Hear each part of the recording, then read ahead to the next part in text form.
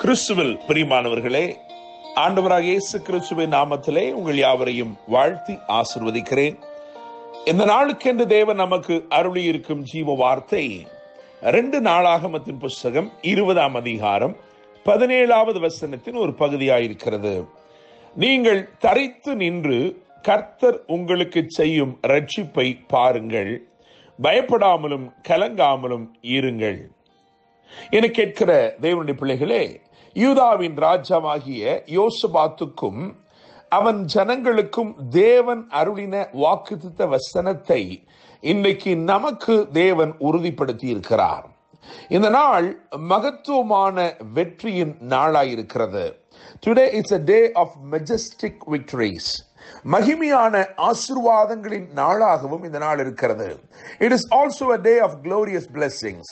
என கேட்கிற தேவனுடைய பிள்ளைகளே, 2 நாளாகமம் 20ஆம் அதிகாரம் 1, 2 ஆகிய வசனத்திலே விசேஷமாக 2ஆம் வசனத்தை கவனிக்கும் பொழுது அங்கே எப்படியாய் சொல்லி இருக்கிறது, சிலர் வந்து யோசபாத்தை நோக்கி, உமக்கு விரோதமாய் ஏராளமான ஜனங்கள் கடலுக்கு அக்கறையில் இருக்கிற சீரியாவில் இருந்து வருகிறார்கள் என்று சொல்கிறார்கள். எனவே இந்த பிரச்சனை என்பது சமுத்திரத்திற்கு அப்பால் தூரத்திலிருந்து வருகிற பிரச்சனையாய் இருந்தது. The problem was overseas. என கேட்கிற தேவனுடைய பிள்ளைகளே, இந்த பிரச்சனை நிமித்தமாக கேள்விப்பட்ட இந்த செய்தி நிமித்தமாய் கேள்விப்பட்ட இந்த பிரச்சனை நிமித்தமாய் 3ஆம் வசனத்தில் எழுதியிருக்கிறது, அப்பொழுது யோசபாத் பயந்து என்று எழுதியிருக்கிறது. மாத்திரமல்ல, 12ஆம் வசனத்தை கவனிக்கும் பொழுது அவன் ஏறெடுக்கிற விண்ணப்பத்திலே அவன் இப்படியாய் சொல்லுகிறான், ஆண்டவரே, நிற்க எங்களுக்கு பலன் இல்லை, நாங்கள் செய்ய வேண்டியது இன்னதென்று எங்களுக்கு தெரியவில்லை என்று சொல்லுகிறான். என கேட்கிற தேவனுடைய பிள்ளைகளே, அவன் பயந்து என்று எழுதியிருக்கிறது. மாத்திரமல்ல, அவனே சொல்லுகிறான், எனக்கு பலன் இல்லை, நிற்க பலன் இல்லை, என்ன செய்ய வேண்டும் என்று எங்களுக்கு தெரியவில்லை. எனவே இந்த நாளிலே இந்த வார்த்தை யாருக்கு நேராய் வருகிறது என்று சொன்னால், ஒருவேளை ஏதோ சூழ்நிலை எதிர்பார்த்திராத திசையிலிருந்து வந்திருக்கிற எதிர்ப்பாக இருக்கலாம், அல்லது நீங்கள் கேள்விப்பட்ட ஒரு துர்ச்செய்தியாக இருக்கலாம், உங்களை கலங்க பண்ணுகிற ஏதோ ஒரு வார்த்தை, ஏதோ ஒரு சூழ்நிலை, அது நிமித்தமாய் பயந்திருக்கிறீர்கள், என்ன செய்ய வேண்டும் என்று தெரியவில்லை என்று சொல்லுகிறீர்கள், நிற்க பலனில்லை என்று சொல்லி பலனில்லாமல் காணப்படுகிறீர்கள். ஆனால் உங்களை பார்த்துதான் கர்த்தர் வாக்கு பண்ணுகிறார், நீங்கள் தரித்து நின்று கர்த்தர் உங்களுக்கு செய்யும் ரட்சிப்பை பாருங்கள், பயப்படாமலும் கலங்காமலும் இருங்கள் என்று சொல்லி. என கேட்கிற தேவனுடைய பிள்ளைகளே, தூரத்திலிருந்து தீவிரித்து வந்த தீமையை தேவ கரம் வெகு ஏராளமான நன்மையாய் மாற்றிவிட்டது.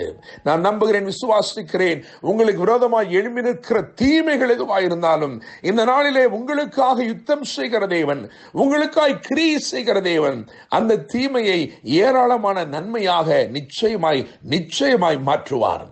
தேவன் வாக்கு அருளினார், அப்படியே செய்தார். ஆயினும் அவர்கள் செய்த, யோசபாத்தும் அந்த ஜனங்களும் தேவ ஆலோசனை நிமித்தமாய் செய்த 3 காரியங்களை நான் உங்களுக்கு வரிசைப்படுத்த விரும்புகிறேன். அவைகளை நீங்கள் இந்த நாளிலே அப்படியே செய்ய போகிறீர்கள். தேவன் உங்கள் வாழ்க்கையிலும் தீமையாய் வருகிற, வெகு ஏராளமாய் வருகிற தீமையை வெகு ஏராளமான நன்மையாய் நிச்சயமாய் மாற்றப் போகிறார். 2 நாளாகமம் 20ஆம் அதிகாரம் 4ஆம் வசனத்தை கவனிக்கும் பொழுது அங்கே யூதா ஜனங்கள் கர்த்தரிடத்திலே சகாயம் தேட கூடினார்கள் என்று எழுதியிருக்கிறது. என கேட்கிற தேவனுடைய பிள்ளைகளே, சகாயம் தேட கூடினார்கள்.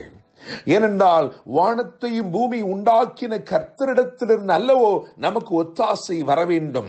எனவே சகாயம் தேட கூடினார்கள். தாவீது சொல்லுகிறான், இக்கட்டில் எங்களுக்கு உதவி செய்யும் மனுஷருடைய உதவி விருதா என்று சொல்லி. எனவே உதவி செய்யக்கூடிய அவருடைய சமூகத்தை தேடினார்கள், சகாயம் தேட கூடினார்கள். இரண்டாவதாக 2 நாளாகமம் 20ஆம் அதிகாரம் 19ஆம் வசனத்தை பார்க்கும் பொழுது அங்கே எழுதியிருக்கிறது, கோகாத்தியரின் புத்திரரிலும் கோராகியரின் புத்திரரிலும் இருந்த லேவியர் எழுந்திருந்த இஸ்ரவேலின் தேவனாகிய கர்த்தரை மகா சத்தத்தோட கெம்பீரமாய் துதித்தார்கள். என கேட்கும் தேவனுடைய பிள்ளைகளே, முதலாவதாக சகாயம் தேட கூடினார்கள், இரண்டாவது சத்தத்தை உயர்த்தி பாடினார்கள். சகாயம் தேட கூடினார்கள், சத்தத்தை உயர்த்தி பாடினார்கள். என கேட்கும் தேவனுடைய பிள்ளைகளே, பாடகரை நிறுத்தினார் என்று எழுதியிருக்கிறது. யோசித்து பாருங்கள், ஒரு பெரிய யுத்தம், அந்த யுத்தத்தை செய்வதற்கு அணிவகுத்து வருகிற ஒரு பெருங்கூட்டம் அவர்களுக்கு விரோதமாய் பட்டயத்தை பிடிக்கிறவர்களை நிறுத்தாமல் அந்த பட்டயத்தை பிடிக்கிறவர்களுக்கு முன்பதாக பாடுகிறவர்களை நிறுத்தினான். ஏனென்றால் கர்த்தர் கொடுத்த வாக்குத்தத்தத்தின் பேரிலே அவன் கடிகூற தொடங்கிவிட்டான். அவன் நம்பிவிட்டான். கர்த்தர் சொன்ன வார்த்தையை அவ்வளவாய் நம்பினான். எனவே அவன் பட்டயத்தை பிடிக்கிறவர்களை பிரதானப்படுத்தாமல் பாடி துதி செய்கிறவர்களை பிரதானப்படுத்தினான்.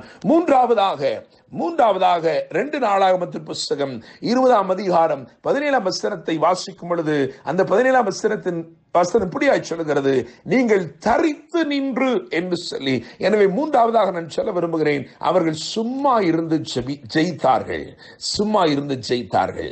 அவர்கள் சகாயம் தேட கூடினார்கள், சத்தத்தை உயர்த்தி பாடினார்கள், சும்மா இருந்து ஜெயித்தார்கள். என கேட்கிற தேவனுடைய பிள்ளைகளே, 20ஆம் அதிகாரம் 16ஆம் வசனத்தை கவனிக்கும் பொழுது அங்கே எழுதியிருக்கிறது, நீங்கள் சத்துருக்களை சந்திப்பீர்கள். You will face them but not fight them. You will face them but you will not fight them, for the battle belongs to the Lord. நன்றாய் கவனியுங்கள். இவர்கள் சந்தித்தார்கள், இவர்கள் பார்த்தார்கள், ஆனால் இவர்கள் யுத்தம் செய்யவில்லை. காரணம், கர்த்தரே அந்த யுத்தத்தை அவர்களுக்காக செய்தார்.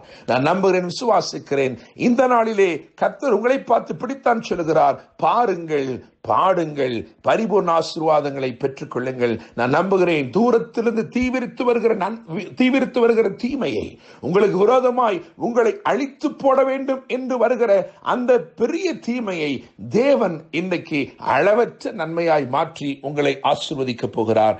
என்று அன்புடன் pastor Daniel Moses. God bless you.